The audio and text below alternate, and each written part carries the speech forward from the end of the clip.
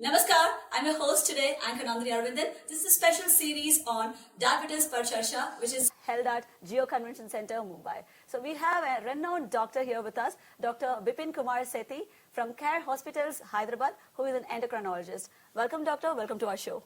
Hello, how are you today? I'm great, doctor. How about you? Thank you. Thank you. So could you please explain about your, specialization and a brief on you? Well, I'm an endocrinologist from the CARE Hospital, Banjara Hills, Hyderabad. I'm Dr. Bipin Sethi. Okay, doctor, my first question to you is, if there's a person in a family who has type 2 diabetes, what would be your advice to that person and to their family? Well, the advice to that person would be that diabetes is a fairly common disease of the type that the patient has developed, and it is manageable. It's not to get scared about, but it also requires attention, continuous attention and good care to lead a near healthy life. The person has to control not just diet, weight, the glucose levels, blood pressure, maybe lipids. So many times they get foxed about the fact that they have to take multiple medications. Right.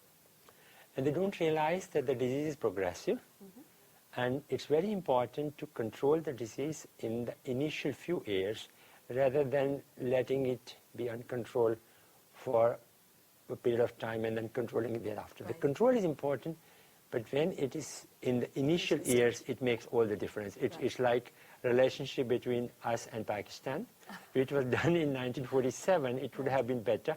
Now we can't change things. Much like this is the case of diabetes, because there is something called the memory or the legacy effect, wherein a person who is given treatment adequately, nicely reaching all targets in the beginning, does much better than a person who achieves the same targets after years of indifferent control. So timing is important, control is important, and not just the control of glucose, but also blood pressure, lipids, stopping of smoking. So it requires a lot of personal involvement and involvement of the family. You don't have to feel shy about it.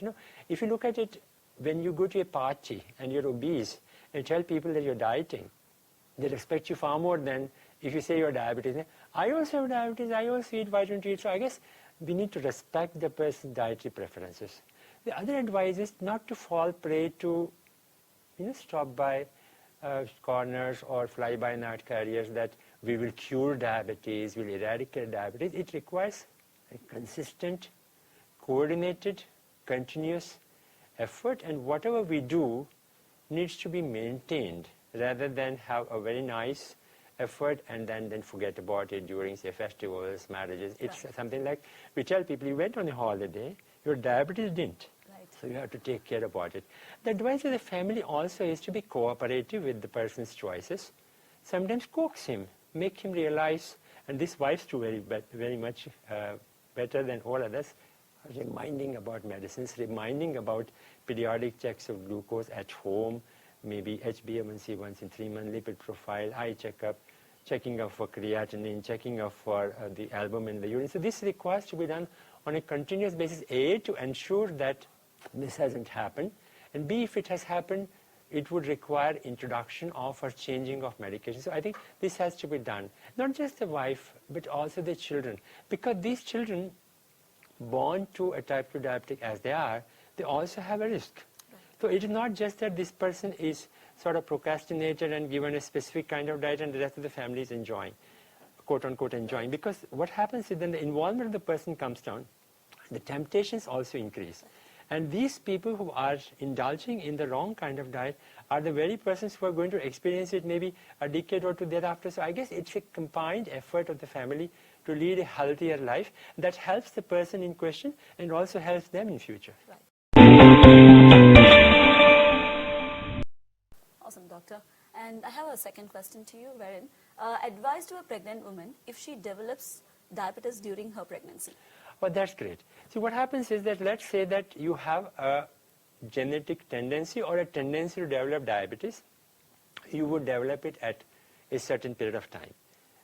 Women are actually, in a way, fortunate that they can know whether they will or will not develop diabetes by way of pregnancy, in the sense that those women who were detected for the first time during during pregnancy are the ones who would have developed it afterwards. So not only should they take care of their diabetes during pregnancy because that's for their health and for the health of the baby, but also they know, unlike other members in their family, that they are destined to develop diabetes at a later date. So if they take good health practices, change their lifestyle, reduce the weight, then the likelihood of developing diabetes in future is delayed, if not completely avoided. You know, it's like this, that in the past, when it was not a very healthy time, but men folk and children were prioritized for food over women. Now, men folk get the leftover food compared to women when they come home late, but that's in a lighter vein. Most people who enter pregnancy are not lean. Some of them are obese, some of them are overweight. And the so-called practices of eat for the baby, if not for yourself, continue to be carried forward. And also after the delivery of the child, if this diabetes which has occurred because of pregnancy might actually wane, which doesn't mean that the thief has gone, the thief is inside you. So if you again eat unhealthy food thereafter, then you are going to become diabetic. There is a definite evidence that these women tend to become diabetic at the rate of 5 to 10% per year in our country, probably at a much faster rate. So I guess these women have a specific role to play in, say, preventing the perpetuation of diabetes in the family by breastfeeding the child, by seeing the children that are born are not indulging in food that makes them obese, and lastly, preventing diabetes in themselves. So I guess the family, again, which we're talking about, comes into picture that this is a person who is now prone to develop diabetes in future. How can we protect this person? But that doesn't happen, unfortunately. You continue to gain with pregnancy, and what happens is that you also become diabetic in earlier trimesters. Sometimes the typical diabetes that occurs because pregnancy occurs in, say, about 24, 28 weeks. But thereafter, subsequent pregnancy, the woman doesn't take care, she might develop diabetes earlier and earlier, and since they don't check after delivery, it might be that she has entered into pregnancy while being diabetic. So A, they should take care of themselves, and B, they should check their glucose levels or HbA1c or GTT, whichever is preferred, even after they become normal, and take care in subsequent pregnancies as well. Wonderful. Thank you very much for the elaborate explanation, doctor. I have a last question to you. What is your comment about the junk foods? That's a very interesting question. Most often we associate junk food with the multinational foods like pizzas, burgers, KFCs, McDonald's. But our foods which we eat, the pakoras, the paneer pakoras, the samosas, the kachoris are no better. The junk food basically is, what is junk? Something that we need to be discarded.